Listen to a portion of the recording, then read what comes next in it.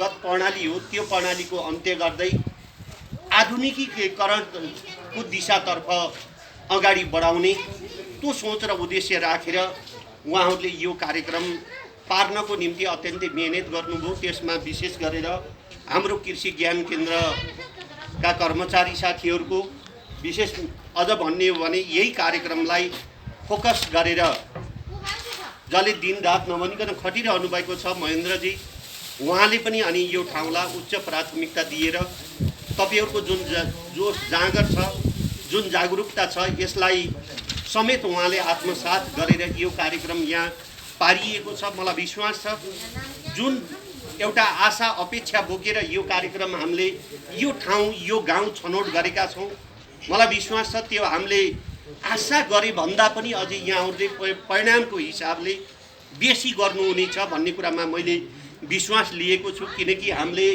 बिउ उत्पादन गर्ने जुन लक्ष्य उद्देश्य बोकेका छौँ, आगामी वर्ष हामीले यो सहकारीलाई माध्यम बनाएर यो सहकारी मार्फत अनि यति क्विन्टल होइन यति टन हामीले मकैको बिउ बेच्न हामी सफल भयौँ।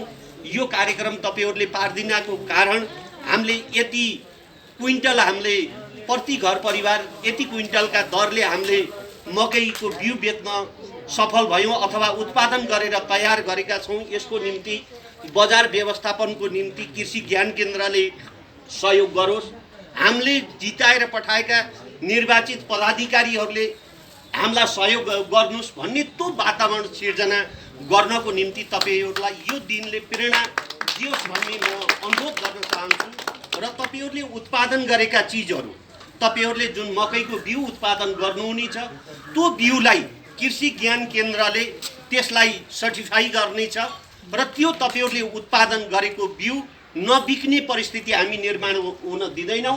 नेपालको कुनै पनि ठाउँमा लगेर त्यो बिउ बेच्ने त्यो परिस्थिति हामी निर्माण गर्ने छौँ, त्यो गर्छौँ। त्यो हिसाबले उहाँकै त्यो तपाईहरु गाइडलाइनमा उहाँले जे भन्नुहुन्छ अहिले नै भनिसक्नुभयो, उहाँले पछि धेरै कुराहरू बताउने छौँ भनेर।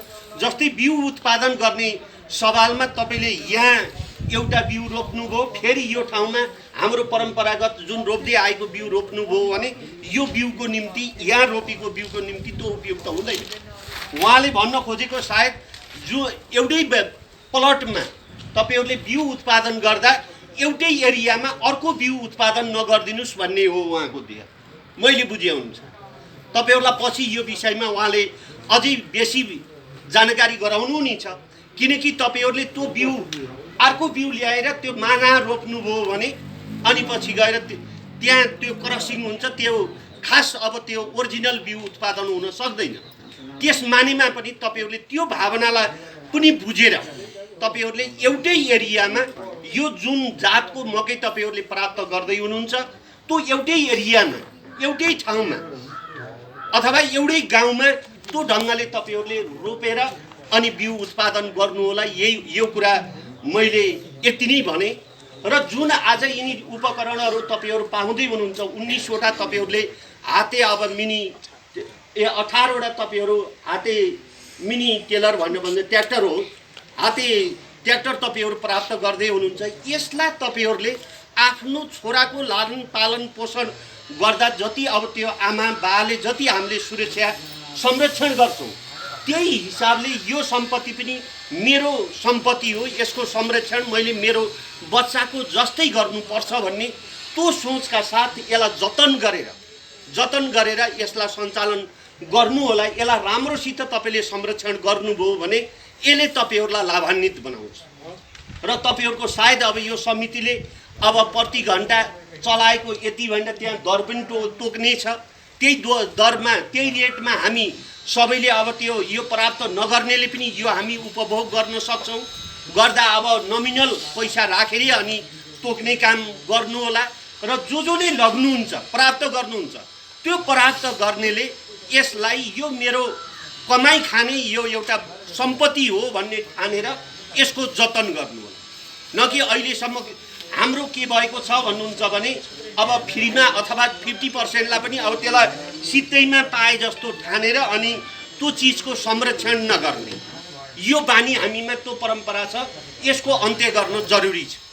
र अहिले यो हामीले यसको अब सुरुवात के कारणले गर्यौँ भन्नुहुन्छ भने तपाईको 2 दिन जोत्ने बारी छ, तर त्यही 2 दिन जोत्ने बारीको निम्ति हामीले वर्ष दिनभरि एकल गोरु पालेर अनि 2 दिनका निम्ति हामीले 363 दिन अनि पछि गएर ओइ घाटमा हामी गोरुका पछाडि लाएर हाम्रो समय खर्चिने जुन परिस्थिति हो त्यो परिस्थितिको अन्त्य गर्नु, त्यो परिस्थितिको अन्त्य गरेर मुलुकलाई आधुनिकीकरण तर्फ लगाउनको निम्ति यो कार्यक्रम नेपाल सरकारले सुरुवात गरेको र त्यही तपाईहरुको त्यो भावनालाई बुझेर यो कार्यक्रम हामीले यो ठाउँलाई छनौट गरेर हामीले अब सुरुवात गरेका छौं। मलाई विश्वास छ अब तपाईहरुले यहाँ गोरु पाल्नु पर्दैन। अब गोरु पालेर तपाईहरुले दिनभरि अनि पछि गएर गोरुका पछाडि लाग्ने 363 दिन पछाडि लाग्ने 2 दिन अनि गएर मकै छर्ने अनि अथवा 1 दिन गहुँ छरेर त्यो अरु समय सबै जुन बर्बाद गर्ने अब त्यो चलन हामीसँग अहिलेसम्म त्यही गर्दै आएका थियौं, त्यसको अन्त्य भएको छ। त्यो अब गोरु पाल्ने साटो त्यो दिन तपाईले खर्चिने साटो तपाईले अन्य काम अन्य उत्पादन कार्यसित जोडिएर अनि पछि गएर तपाईले समय व्यतीत गर्न सक्नुहुन्छ। त्यो व्यवस्था अहिले नेपाल सरकारले गरेको छ, हामीले गरेका छौं र आज त्यही अनुसार तपाईहरुले यो उपकरण पनि प्राप्त गर्दै हुनुहुन्छ र यसलाई त्यही हिसाबले तपाईहरुले अगाडि जुन यहाँ अब यो सहकार्य एउटा यो सञ्चालन सम्बन्धी पनि विधि बनाउने छ, यानी नियम बनाउने छ, त्यही नियमको परिधि भित्र रहेर तपाईहरु अगाडि बढ्नु होला र जसरी अहिलेसम्म तपाईहरु एकमाना एकताका साथ तपाईहरु अगाडि बढिरहनु भएको छ, भोलिका दिनहरुमा पनि यो सञ्चालन गर्ने सवालमा अथवा यो प्राप्त गर्ने सवालमा यो हामी सबैको साझा सम्पत्ति हो भन्ने सबैले ठानेर यसलाई उपभोग गर्नु होला। यही कारणले अनि पछि गएर फेरि कोही रोसे चोसे हुने स्थिति सिर्जना नहोस्, त्यो हुँदैन भन्ने कुरामा मैले विश्वास लिएको छु। कतिपय ठाउँमा अब कार्यक्रम दियो फेरि पछि त्यही भित्रै समुदायमा अनि पछि रोसे चोसे हुने, कोही पूर्व फर्किने कोही पश्चिम फर्किने त्यो खालको परम्परा छ। त्यो परम्परा यहाँ नहोस् भन्ने म अनुरोध गर्न चाहन्छु र सँगसँगै मैले तपाईहरुलाई अघिल्लो चोटि पनि यहाँ हाम्रो महिला दिदीबहिनीहरुको त्यो साबन उत्पादन गर्ने तालिम उद्घाटनमा र त्यो सिलाइ कटाइको तालिम उद्घाटन गर्ने क्रममा पनि आएर मैले तपाईहरुसित केही कुराहरु राखेको थिएँ। अब तपाईहरु हरेक आदरणीय दाजुभाइ दिदीबहिनीहरु तपाईहरु सबै उत्पादन कार्यसित जोडिन जरुरी छ र अनि तपाईहरुको सहयोगको निम्ति अहिले नेपाल सरकारले, प्रदेश संघीय सरकारले, प्रदेश सरकारले, स्थानीय सरकारले, तीनै तहका सरकारहरूले विभिन्न खालका योजनाहरू अगाडि सारेका छन्। आज तपाईहरुले हामीसँग जग्गा जमिन छैन भने यहाँ सबैसित जग्गा जमिन नहुन पनि सक्छ। तपाईहरुसँग जग्गा जमिन छैन भने पनि तपाईहरुले अर्को कसैको जग्गा लिजमा लिएर सम्झौता गरेर उहाँहरुसित तपाईहरुले समन्वय गर्नुभयो भने प्रदेश सरकारले तपाईहरुले लिएको जग्गाको भाडा हामी तिर्दिन्छौं। त्यो 4 वर्षसम्म पहिलो वर्ष 100% तिर्दिन्छ, दोस्रो वर्ष 75%, तेस्रो वर्ष 50% र चौथो वर्ष 25%। यसरी तपाईहरुको 4 वर्षसम्म भाडा तिर्दिने कार्यक्रम प्रदेश सरकारले बनाएको छ त्यो कृषि ज्ञान केन्द्रमा। र तपाईहरुले जग्गा त प्राप्त गर्नुभयो, अब त्यसरी लिजमा लिनुभयो भने त्यति बेला तपाईहरुले गरेको सम्झौता पत्र, त्यो जग्गा धनीसित गरेको सम्झौता पत्र अनि पछि गएर त्यो जग्गाको लाल पूर्जाको फोटोकपी र अनि निवेदन दिएर गर्नुभयो भने उहाँहरुले फरवार्ड प्रदेश सरकारमा गर्नुहुन्छ। प्रदेश सरकारले तपाईहरुको नगरपालिकामा पैसा पठाउँछ, पैसा आउँछ त्यही आउँछ र त्यो जग्गा लिजमा त लिनु हो, तर तपाईसँग लगानी गर्न पैसा छैन भने पनि प्रदेश सरकारले 1 लाखदेखि 10 लाखसम्म बिना धितो तपाईहरुले फर्म अनिवार्य दर्ता गरेको हुनुपर्छ, पाना नम्बर लिएको हुनुपर्छ। त्यो फर्म दर्ता गर्नुभएको छ र पाना नम्बर लिनुभएको छ भने तपाईहरुलाई 1 लाखदेखि 10 लाखसम्म तपाईको प्रोजेक्ट हेरिकन अनि प्रदेश सरकारले ऋणको सहुलियत दरको ऋणको व्यवस्था गरेको छ। त्यो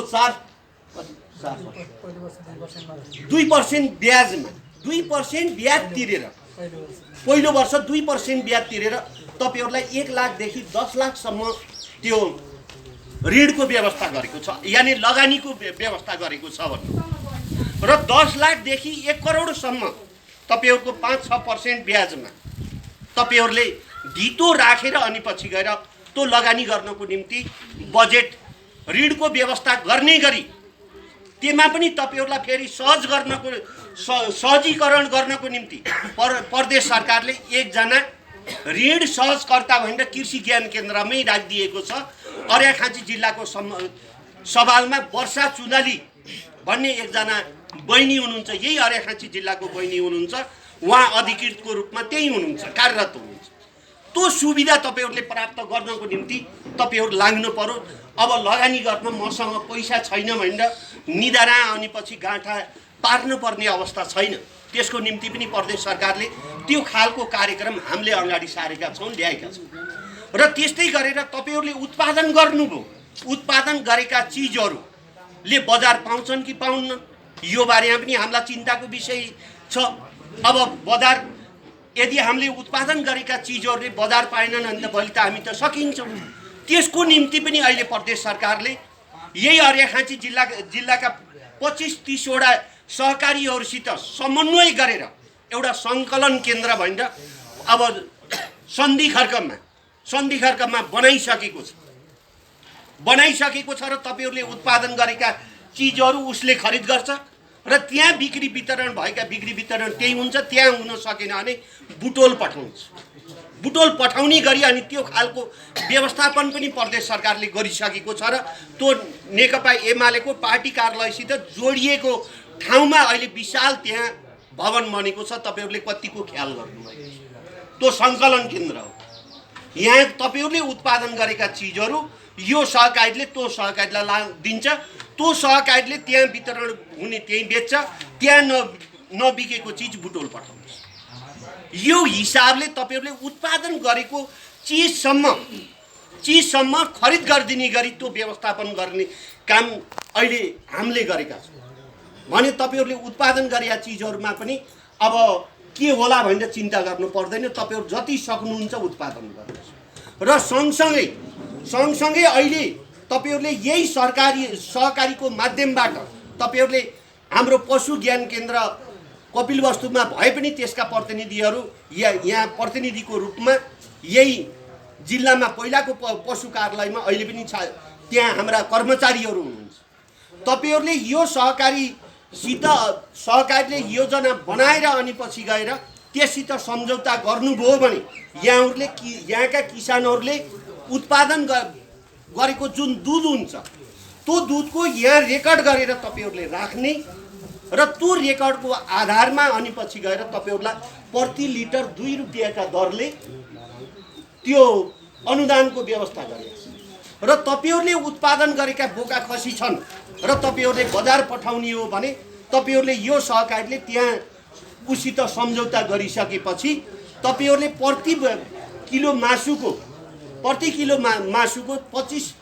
50 रुपियाँ बोका खसीको 50 रुपियाँका दरले तपाईँहरूले पैसा पाउनुहुन्छ। यो विभिन्न खालका योजनाहरू प्रदेश सरकारले अगाडि सारेको छ र ती योजनाहरू हामीले कति अब प्राप्त गर्न सक्छौँ सक्दैनौँ त्यो हाम्रो पनि क्रियाशीलतामा हामी पनि अब त्यो खोज तलासमा त लाग्नुपर्छ। लागिरहनु भएको पनि छ, फेरि नलागेको होइन, लागिरहनु भएको छ, गरिरहनु भएको छ। यो गरेकै कारणले भएको होइन भने अहिलेसम्मको रेकर्डमा भन्नुहुन्छ भने पहिलो वर्ष 77 सालमै यो स्थापना भयो। त्यो 77 साल त चल्दै त अब छ भनौँ, यो स्वीकृत हुँदा त 77 थियो। उसै वर्ष यो खालको कार्यक्रम प्राप्ति गर्ने सायद अर्घाखाँची जिल्लामा यो पहिलो सहकारी, यो मैले दाबीका साथ भन्छु। तर पनि म खुसी छु, यसमानिमा खुसी छु। आज तपाईँहरूले यो छोटो समयमा यहाँका सम्पूर्ण बुवाआमा दाजुभाइ दिदीबहिनीहरूलाई सङ्गठित गरेर 722 जना पुर्याइसक्नु भएको छ। यसलाई अझै गति दिएर यो अर्घाखाँची जिल्लाको नमुना सहकारी हो भन्ने त्यो परिस्थिति निर्माण गरेर तपाईँहरू अगाडि बढ्नुहोस्। त्यसको निम्ति हरेक हिसाबले साथ सहयोग गर्न हामी तयार छौँ। कृषि ज्ञान केन्द्र तयार छ, उहाँहरूले तपाईँहरूलाई उत्साहित गर्नको निम्ति मैले अहिले यहीबाट उहाँलाई भन्छु, तपाईहरुलाई हरेक हिसाबले उत्साहित बनाउनको निम्ति त्यो कार्यालयले तपाईहरुलाई सदैव साथ सहयोग गर्छ र त्यहाँ विभिन्न खालका कार्यक्रमहरू आएका हुन्छन्, विभिन्न खालका कार्यक्रमहरू आएका हुन्छन्। तपाईहरु उहाँहरुसित जोडिनुस् र त्यो कार्यक्रम प्राप्ति गरेर यही सहकारीलाई माध्यम बनाएर यहाँका बहुसंख्यक किसानहरूलाई लाभान्वित बनाउनुस्। त्यसको निम्ति कहाँ के गर्नुपर्छ व्यक्तिगत तर्फबाट मेरो तर्फबाट पनि म गर्न आफू तयार छु। यही कुराहरू तपाईहरु समक्ष राखेँ र अरू कुराहरू मैले तपाईहरुसित धेरै पहिले पनि भन्दै आएको छु। तपाईहरुले जुन विकास निर्माणको कामका जिम्मा दिनुभएको थियो ती कामहरू हामी कर्मशः हामी पुरा गर्दै गइरहेका छौँ र मैले पहिले पनि भनेको थिएँ अब तपाईहरुका यो 12 नम्बर वडा भनेको त यति भाग्यमानी वडा हो। आज तपाईहरुका अब दुईटा बाटा, एउटा पूर्वबाट एउटा अनि पछि गएर अब यता उत्तरतिर अब दुईटा बाटा पौठे जरी खेल्दै अनि पछि गएर अब तपाईहरुका पिच हुँदैछ। काम सुरु भइसकेको छ। अब 2 वर्षभित्र तपाईहरु अब यहाँ धुलो खान पर्ने अवस्थाबाट तपाईहरु मुक्त हुनुहुन्छ। यस्तै बाटा अहिले प्रदेश सरकारले 7वटा बाटाहरू कालोपत्री गर्दैछ। यही अर्घाखाँची जिल्लामा हामीले गर्दैछ। संघीय सरकारबाट 2टा बाटाहरू यही हिसाबले पिच हुँदैछन् र स्तर उन्नति हुँदैछन् र अनि 192 वटा खानेपानी योजनाहरू प्रदेश सरकारको तर्फबाट हामीले सञ्चालन गर्दैछौँ र झन्डै 40-42 वटा हामी सिँचाइका आयोजनाहरू हामीले अगाडि बढाउँदैछौँ र अब 2 वर्षभित्र हामीले अर्घाखाँची जिल्लामा अब खानेपानी खान नपाएको जनता को हो भनेर खोज्ने परिस्थिति निर्माण गर्ने गरी हामी अगाडि बढेका छौँ र सिँचाइको सन्दर्भमा पनि अब हाम्रा छुटेका खेतहरू कहाँ छन् भनेर त्यो परिस्थिति निर्माण गर्ने गरी हामी त्यो योजनाका साथ हामी अगाडि बढेका छौँ। त्यसो भएर मैले भन्न खोजेको विकास निर्माणको सवालमा तपाईहरुले जुन हिसाबले हामीलाई जिम्मा दिनुभएको थियो